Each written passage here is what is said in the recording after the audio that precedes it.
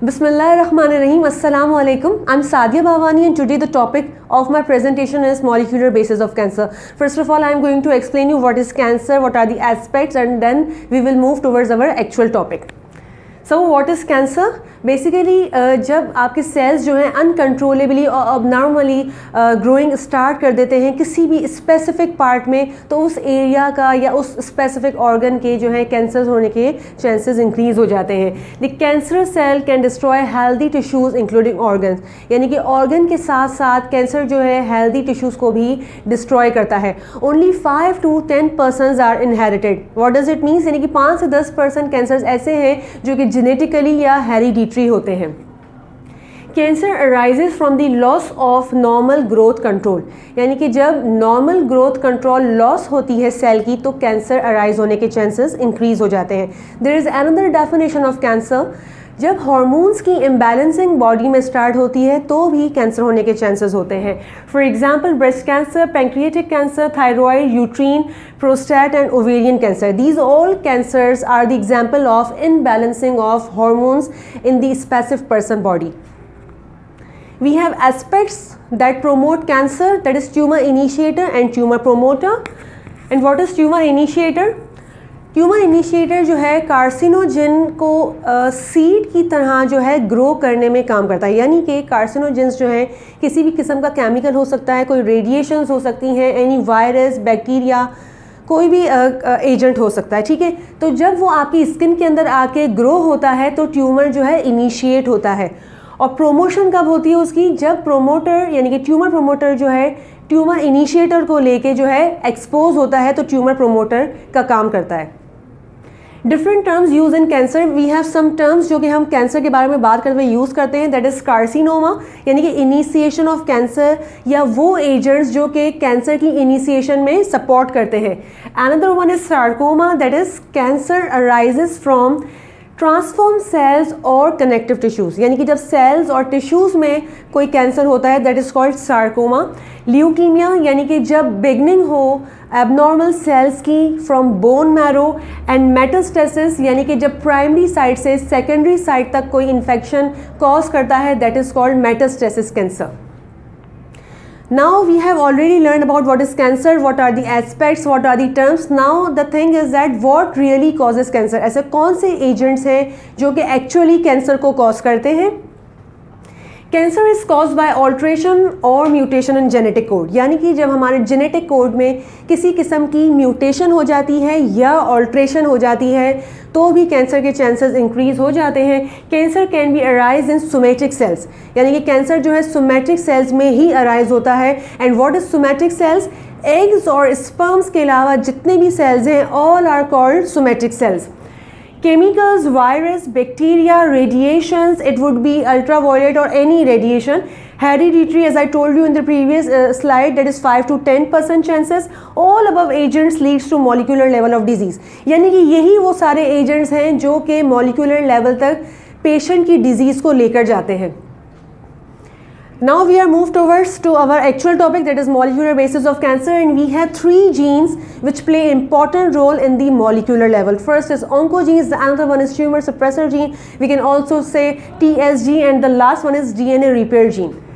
So number 1 is oncogenes. और oncogenes का क्या काम है? They are mutated and overexpressed, alright, derived from proto-oncogenes, यानी कि जो हमारे oncogenes हैं वो proto-oncogenes से derived होते हैं. विच प्लेज अ रोल इन, यानी कि वो किस में रोल प्ले करते हैं? जो सेल्स ऑलरेडी नॉर्मल डेवलपमेंट में होते हैं या जिनकी ग्रोथ नॉर्मल हो रही होती है, उसी में ये प्रोटो ऑन्कोजीन्स जो हैं अपना काम करते हैं. ऑलवेज एक्टिवेटेड, ऑलवेज स्टिम्युलेटेड, यानी कि जो हमारे ऑन्कोजीन्स हैं हमेशा एक्टिवेट रहते हैं और हमेशा स्टिम्युलेटिंग पोजीशन में रहते हैं. Now here is the diagrammatically analysis of oncogenes. We have a normal cell. Pink cell means normal cell. ठीक है, इसकी एजेस भी बिल्कुल क्लियर है और इसका डीएनए भी जो है बिल्कुल नॉर्मल है. There is nothing any error. But जैसे ही किसी स्टिम्युलस ने आके अटैक किया, इसके एजेस आप चेक कर सकते हैं चेंज हो गए. The colour indication also shows that is not normal, और रेड कलर शोज कि यहाँ पे कोई एरर हुआ है, किसी केमिकल एजेंट ने आके अटैक किया है. यहाँ डीएनए के अंदर भी डैमेज हुआ है, मीन्स यहाँ पे कोई म्यूटेशन हुई है या कोई ऑल्ट्रेशन हुई है. तो दैट्स मीन कि यहाँ पे ऑन्कोजीन जो है अपना रोल प्ले कर रहा है और जो है कैंसर कॉज करेगा. नाउ वी हैव प्रोटो-ऑन्कोजीन्स, जिससे ऑन्कोजीन्स एक्चुअली डिराइव हुए हैं.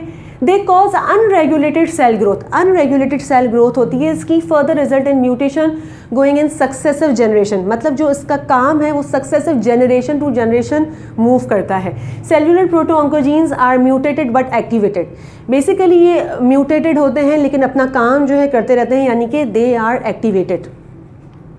We have another diagrammatically analysis of proto-oncogenes. ठीक है, हमारे पास जो है डीएनए है. जैसे ही किसी कैंसर कॉजिंग एजेंट ने यहाँ पर अटैक किया, it could be any stimulus, जो मैंने अपनी प्रीवियस स्लाइड में आपको एक्सप्लेन किया, तो यहाँ पे जो है प्रोटो-ऑन्कोजीन्स ने अपना काम स्टार्ट किया. ये इनिशिएटर हो गया, प्रोटो-ऑन्कोजीन ने इनिशिएटर का काम किया. उसके बाद इसी इनिशिएटर से प्रोमोशन हुई, जो मैंने आपको एस्पेक्ट्स में समझाया था. यहाँ पे ये ऑन्कोजीन बन गया और एट लास्ट ऑन्कोजीन ने कैंसर कॉज किया. नाउ ऑन्कोजीन एग्जाम्पल, यानी कि ऑन्कोजीन्स की 3 एग्जाम्पल है. रास जीन और we can say RAS, number 2 ABL gene and number 3 MYC gene और you can say MYC. Number 1 RAS gene. रास जीन में क्या होता है कि GTP की जो है हाइड्रोलिसिस होती है GDP में, यानी कि कन्वर्जन होती है. इसके बाद क्या होता है, इनिशिएशन होती है नॉर्मल जीन की. नॉर्मल जीन की इनिशिएशन स्टार्ट हो जाती है. जैसे ही नॉर्मल जीन की इनिशिएशन स्टार्ट होती है, ट्यूमर सेल की फॉर्मेशन होती है और रास प्रोटो-ऑन्कोजीन जो है डेवलप हो जाता है, यानी कि इनिशिएशन हो चुकी है. इसके बाद हाइड्रोलिसिस स्टॉप हो जाती है. हाइड्रोलिसिस किसकी स्टॉप होती है, GTP की GDP पे. अब जब GTP की हाइड्रोलिसिस GDP में स्टॉप हो जाएगी तो क्या होगा कि एक्यूमुलेशन स्टार्ट होगी. डेफिनेटली जब एक चीज़ दूसरी चीज़ में कन्वर्ट नहीं हो रही तो एक्यूमुलेशन स्टार्ट हो जाएगी, यानी कि गैदरिंग स्टार्ट होगी. और जैसे ही गैदरिंग स्टार्ट होगी तो RAS proto-oncogene will convert in oncogene. यही वो स्टेप है जहाँ पे हमारा जो इनिशिएटर है उसको प्रोमोशन मिलेगी और वो ऑन्कोजीन में ट्रांसफ़र हो जाएगा और एट लास्ट कैंसर हो जाएगा.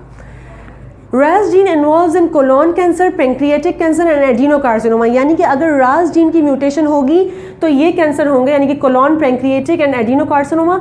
एंड 30% पेशेंट्स ऐसे हैं जिसके अंदर RAS जीन जो है वो म्यूटेटेड होती है.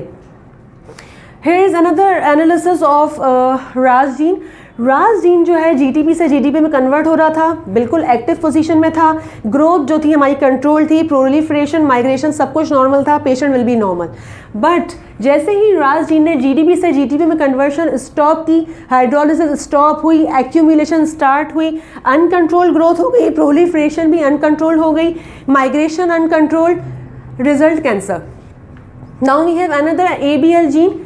ABL जीन में क्या होता है कि जैसे ही कोई स्टिम्युलस या कोई एजेंट आके अटैक करता है DNA के ऊपर तो ट्रांसलोकेशन स्टार्ट हो जाती है, यानी कि पोजीशन की चेंजिंग स्टार्ट हो जाती है. On which chromosome, number 9 and 22. Chromosome number 9 पे क्या होता है कि होलो स्पेस क्रिएट हो जाती है. उसके बाद क्या होता है, जो ABL क्रोमोसोम नंबर 9 पे था वो मूव होके क्रोमोसोम नंबर 22 पे आ जाता है और वहाँ पर आके BCR के साथ अटैच हो जाता है. And what is BCR, break point cluster.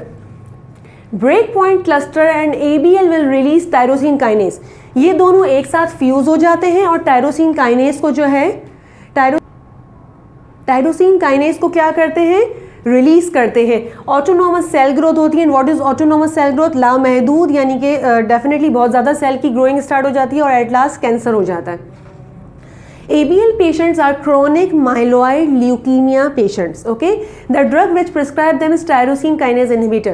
इन लोगों को ऐसी इन पेशेंट्स को ऐसी ड्रग दी जाती है जो कि टायरोसिन काइनेज इनहिबिटर है और वो ऐसी ड्रग इसलिए दी जाती है ताकि सेल की जो ग्रोथ है उसको कंट्रोल किया जा सके. ABL is suspected in these patients. Definitely ऐसे पेशेंट्स में जो है ABL जीन सस्पेक्टेड होती है. Here is a diagrammatically analysis. यहाँ पर देखिए क्रोमोसोम नंबर 9 है और ये क्रोमोसोम नंबर 22 है. As I told you कि यहाँ पे ट्रांसलोकेशन होती है, ठीक है. तो यहाँ पे ABL जीन है, यहाँ पे BCR है. यहाँ से ABL जीन मूव हुआ, 22 क्रोमोसोम BCR पे आ गया. इन दोनों ने यहाँ पे आके एक दूसरे के साथ अटैचमेंट की, फ्यूज हुए और क्या रिलीज किया, tyrosine kinase. Now number 3 is MYC gene. Normal cells have less MYC level, but as normal cell linked with any stimulus, MYC oncogenes will increase. Normally ये लेवल जो है डिक्रीज होता है, बट जैसे ही कोई स्टिम्युलस आके attack करता है, it may be chemical, radiation, any one, तो क्या होता है MYC ऑन्कोजीन का लेवल इंक्रीज हो जाता है, हाई हो जाता है।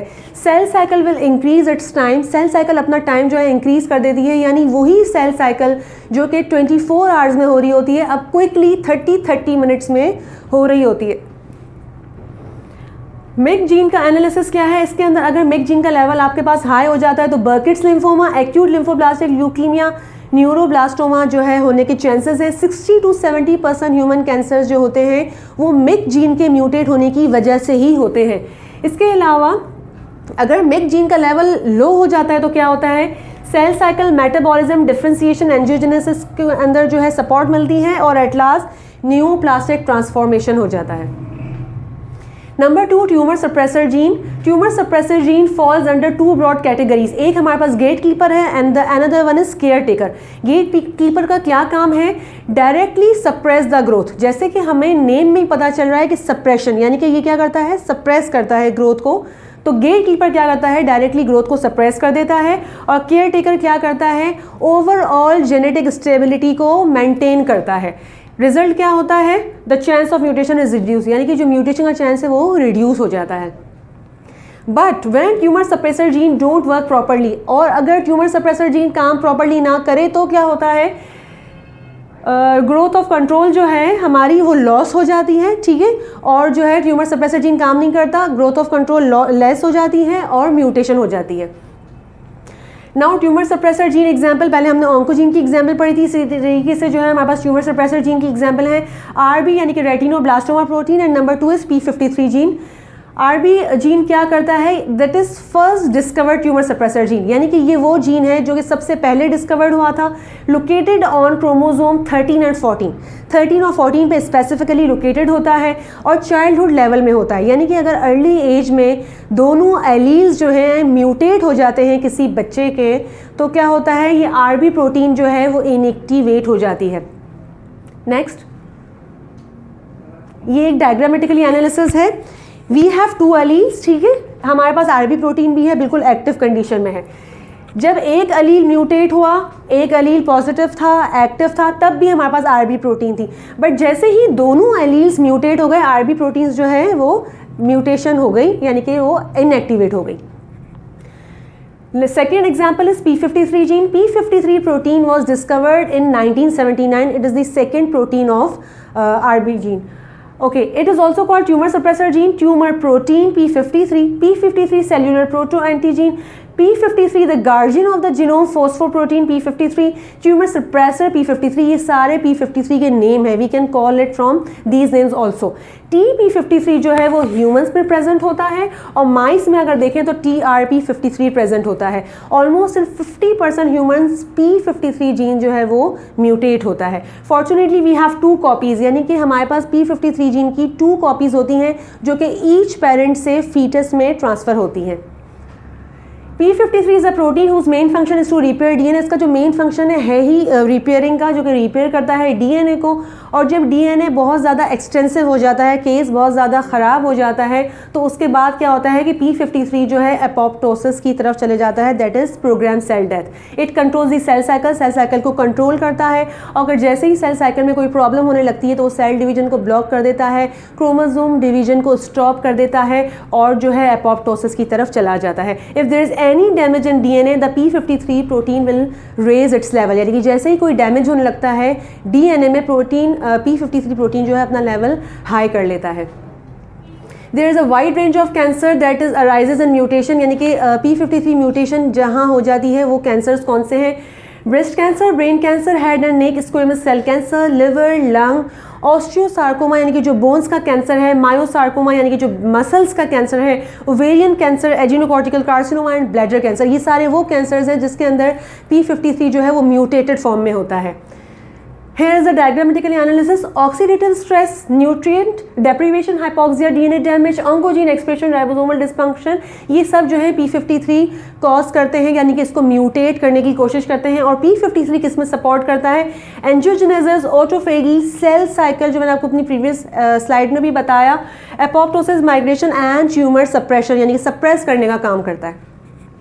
we have last heading, that is DNA repair gene. DNA repair genes are the active throughout the cell cycle. पूरी सेल साइकिल के दौरान ये DNA repair gene जो है वो बिल्कुल एक्टिव रहता है during G2, after DNA replication and before the chromosome division. Mutation in DNA repair gene can lead to failure and repair. Definitely अगर DNA repair gene अपना काम प्रॉपर नहीं करेगा तो रिपेयर में फेलियर रहेगा. इसके अलावा रिजल्ट जो है वो कैंसर होता है. और एग्जाम्पल्स के क्या हैं, BRCA1 और BRCA2, और यू कैन से BRCA1, BRCA2 and P53 gene. Next, here is the diagrammatical analysis. DNA damage है, ठीक है. इसके दो तरीके हैं, या तो रिपेयर हो जाएगा या फिर अनरिपेयर रहेगा. अगर अनरिपेयर होगा तो डेफिनेटली अपोप्टोसिस हो जाएगी, बात खत्म हो जाएगी. लेकिन अगर रिपेयर होगा तो here is another two statements. Repair होगा तो लेजेंड्स को करेक्ट कर लेगा, यानी कि उसको सही कर देगा और जेनेटिक स्टेबिलिटी हो जाएगी, पेशेंट विल बी नॉर्मल. लेकिन रिपेयर हुआ और इसमें कोई एरर रह गया किसी वजह से तो डेफिनेटली जेनेटिक इनस्टेबिलिटी होगी. स्टेबिलिटी तो हो ही नहीं सकती, और at last cancer. Here is another diagrammatically analysis. Cellular metabolism, UV light exposure, ionizing radiation, chemical exposure and replication error. ये सब मिलकर क्या करते हैं, DNA को डैमेज कर देते हैं. लेकिन DNA डैमेज रिपेयर किस किस में सपोर्ट करता है, cell cycle checkpoint, transcriptional programme activation, DNA repair यानी कि जो मिसमैच रिपेयरिंग होती है या बेस एक्सीजन रिपेयर होती है, और एपोप्टोसिस, इसमें ही हमें सपोर्ट करता है.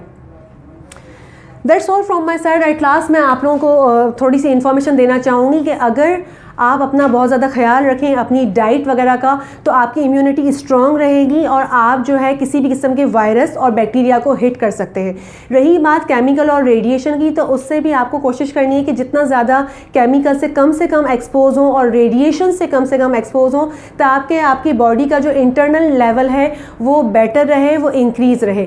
इसके अलावा लाइफ जो है बहुत ज़्यादा खूबसूरत है, तो कोशिश करें उसे बेहतर तरीके से गुजारें. हमारे पास जहाँ म्यूटेटेड जीन्स हैं, वहीं हमारे पास बहुत से ऐसे भी जीन्स हैं जो कि आपकी डिजीज़ को सप्रेस करने में काम करते हैं. उसके लिए ज़रूरी है कि आप अपना बहुत ज़्यादा ख्याल रखें और अपनी डाइट को बेहतर तरीके से लें. Thank you so much. अल्लाह हाफ़िज़.